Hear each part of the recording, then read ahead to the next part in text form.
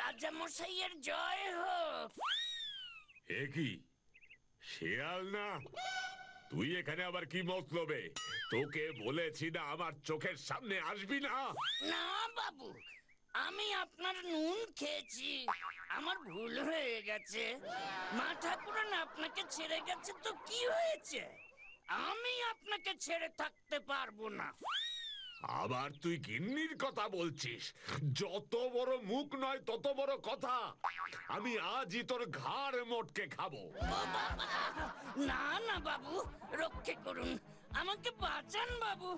আমি আপনার জন্য কত কিছু ভেবে ভেবে এলাম, আর আপনি সেসব না শুনেই আমাকে মেরে ফেলবেন? বটে বটে বটে, তুই আমার জন্য ভেবেছিস?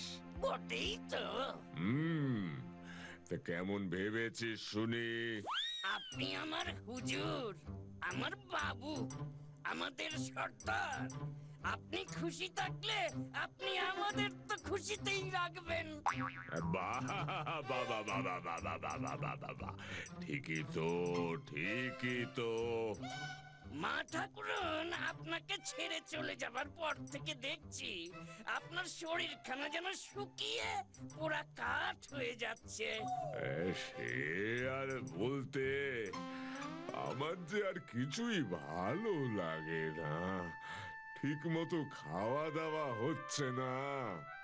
তাই তো একখানা উপায় বাতলাতে এসেছি আপনার কাছে, যাতে আপনার মুখে হাসি ফোটে।